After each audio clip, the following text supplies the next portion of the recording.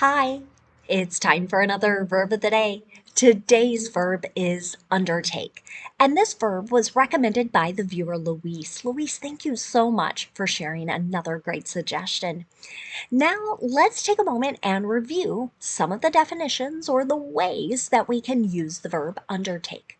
The first way you may encounter this verb means to take on or to commit oneself to begin some type of enterprise or maybe some type of responsibility. You might hear it also used with duty or initiative. Related to that is our second definition, to promise to do a particular thing. This might be more common when we think about school and work obligations, again, with that idea of we're going to fulfill certain actions. A little less common way you may encounter the verb undertake means to guarantee or affirm something, to give as a formal pledge. So, with that third definition, you may encounter it in legal or financial types of situations, but it's far less common if you're especially not working or reading in those particular areas. A fourth way you may encounter this verb, undertake, is really more specific to British English. So this would not be common in American English, but it can be used to mean to catch up with and pass another vehicle while traveling on the inside. Okay? So for now, you should know that undertake is an irregular verb.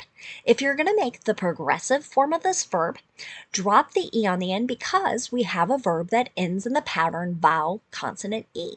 Okay? We can add an ing, that forms undertaking. The past tense form of this verb is going to require a spelling change, and we're going to follow the same pattern like the verb take. So the past tense form of this verb would be took, so undertook, and then the participle form of our verb will be undertaken, right? Just like take, took, taken. Now we have undertake, undertook, and undertaken. You'll be happy to know we don't have any phrasal verbs that we need to review their meaning, so we'll move on to a little verb tense practice. And today I thought it might be good to review how we make more information or WH questions in English. In my videos, it's very common for us to practice making affirmative sentences, negative sentences, and yes or no questions. Our patterns with these more information questions are a little different. Today, we're going to review how we form these types of questions in the simple past tense. Generally, our pattern is going to be to begin with a question word, right? So that's where these WH words come in: when, where, why, what are some examples. We'll look at a few more in a moment. Then you'll see the helping verb did, our past tense of do. You'll see our subject, and then generally what gets used is our base verb. So notice I'm not using the irregular form here. I'm not using an ed form of the verb. If you'd like, in a moment, you can pause this video and begin to make some sample questions. I've set this up so that you could do a variety of different things. Maybe I could do one example here. I'll try and highlight. I'm going to take a question word here. Why did you, and let's say, wear those shoes? Right? And you can play around, change your subject, change the verb, and any additional information that's provided. But now that we've done that little review, I think we're ready to make some sample questions with our verb of the day, undertake. Okay? Let's start by talking about these different questions and then looking at their pattern. Sometimes you want to ask questions that involve time. Now, this could be time on a clock, or it could be time as in a date, a day, a month, a year, or all three of those things. For that, I recommend using the question word when. Right? So you can see my question word there, when, and then we're going to fall back to that pattern.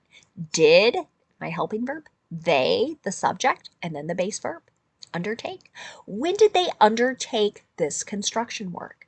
That might go back to that first definition around beginning a particular uh, event or obligation. Now, another question you might encounter is a question about the manner in which an action is done. For that, you can use the question word how. But again, we'll follow that same pattern. Let's take a look at another example. How did he undertake so many engagements while undergoing cancer treatments? Right? So here we're trying to understand the manner in which he was able to receive cancer treatments. This could be chemotherapy, radiation, recover from those treatments, and then continue on, maybe attending events, going to meetings, doing things like that. If you want to understand the reason why someone has done a particular action, use that question word why, W-H-Y. So again, we'll follow that pattern. Why did she undertake so many commitments, right? So here's maybe someone who promised to do too many things and then wasn't able to fulfill those promises. Finally, we can ask a question that's called a determiner. We want to know about a particular thing. For that, you can use the question word what, and again, then go back to our pattern. What did you undertake?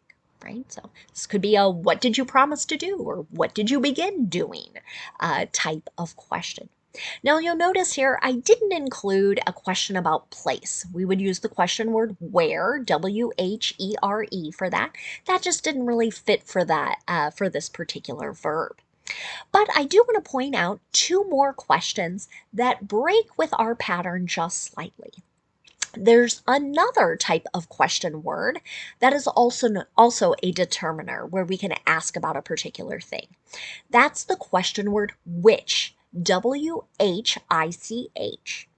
But instead of going straight to our helping verb did, what you'll see commonly after which is a set of choices. So generally we'll see a noun in the plural form, right?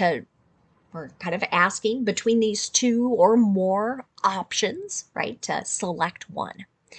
After that, you will notice us going back to that pattern of did, a subject, and then a base verb. So let's take a look at my example there. Which physical transformations did the actor undertake for the role? Right. So here we might be asking about prosthetics, ways in which this particular person changed their body. Finally, we can ask a question about the person or the subject that is responsible for doing a particular action. This type of question, though, is not going to follow the general pattern I've given you. And that's because the question word who, W-H-O, is both a question word and the subject. This is one instance where you will use the irregular past tense form of our verb when asking a question in the simple past tense. So an example of this might be, who undertook this case, right? Here we might be asking for the name of an attorney or the name of a lawyer, right? So I hope that helps us review how to form really good questions. Now let's move on and talk a little bit about some words that are related to our verb undertake. And the first word you might encounter is the noun form undertaking. The spelling is the exact same as the progressive form of our verb. This noun can have a couple meanings just like our verb. One way to use the noun undertaking is to refer to a task or enterprise or maybe the action of doing something. An example of this might be rebuilding after the Los Angeles fires will be a huge undertaking. The action of rebuilding over 12,000 structures, right, just kind of blows one's mind. It's hard to fathom how all of those different housing units and complexes and homes, along with all the schools and places of worship, will also, and businesses as well, will be rebuilt.